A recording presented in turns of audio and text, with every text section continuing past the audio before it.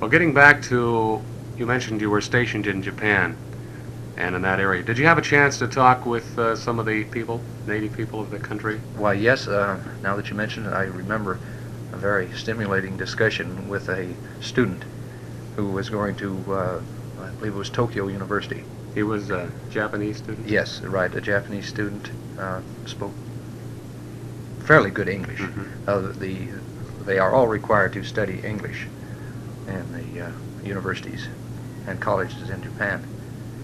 His, anticipating possibly a question here, his viewpoint concerning our part in the war, and that's what we have to realize, that it is war in Southeast Asia, was that he was glad we were there.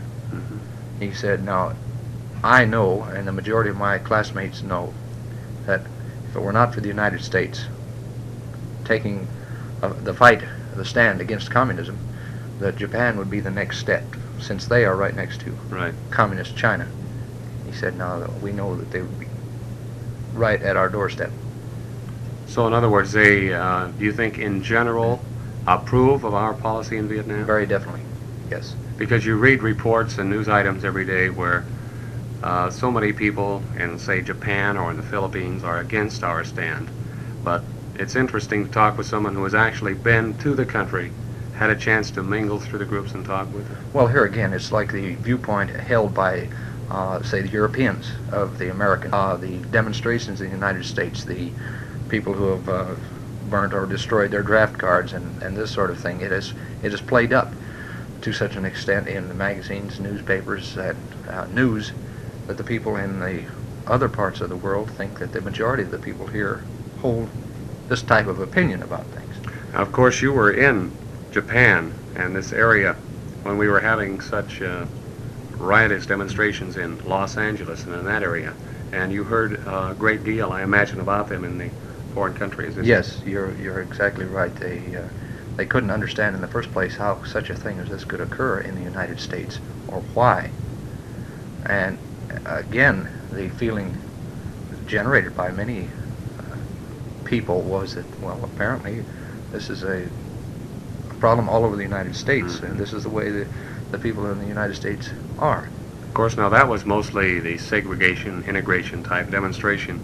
The past few weeks, the United States, all around the country, has been faced with the Vietnam demonstration. Some groups have gone so far, minority groups have gone so far as to actually donate blood for the North Vietnamese. To me, speaking as an individual, this is trying to undermine the morale of our troops in Vietnam. Now, I'm interested in knowing how the troops, now you've been over there and talked with them, of course you have been under you, Lieutenant. How do the troops feel over there when back here in the United States we have this minority that are pulling off these demonstrations, the burning of the draft card, the anti-Vietnam war demonstrations, the blood drives, and so forth? Well, Larry, they feel the same way that I do. They at first, you're so mad that you can't hardly stand it, because after all, there is a certain feeling of patriotism in the hearts of every, or the majority of the individuals in the services, the various armed services. And they are there to do the best job that they can, and they feel that they're there at the direction of the government, which supposedly is the majority of the people in the United States. And yet there's so much of this news coming to these people about the draft card burners, the demonstrations, and so on, that it leaves you with a feeling of, well, what are we doing here? Why are we here in the first place? Of course, another thing, though, on the other side of the ledger, about these demonstrations that started against the U.S. policy in Vietnam.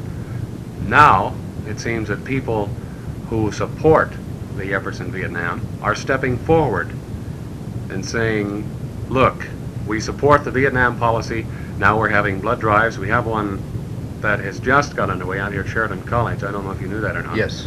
To donate blood. I'm so tickled I can't understand. To send to the troops, right, in South Vietnam. So maybe, even though agreeable or disagreeable, whether these anti-Vietnam or anti-American policy demonstrations have been.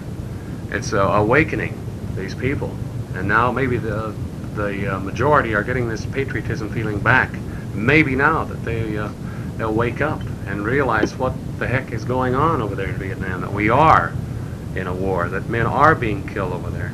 Well, this is something that it's seemed, as far as I'm concerned, to have the reverse effect as desired by some of these, let me say, leftist groups, minority groups, the 1% or less that are creating the headlines. It has created, to me, a very desirable effect. As you mentioned, the blood drives, the send gifts and cards to the boys in Vietnam and Southeast Asia. This pleases me so much. It makes the average American on the street stop and make a stand. He is finally being forced, because of these minority groups, to make up his mind on which side of the street he's going to stand, whether he's going to fight for the American flag or not.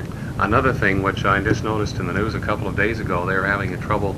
They were talking about increasing the draft. I understand that they are cutting down the draft now because young men have risen to this call and have enlisted in great numbers. Yes, I noticed that recently in the Sheridan Press. I was very pleased to see that.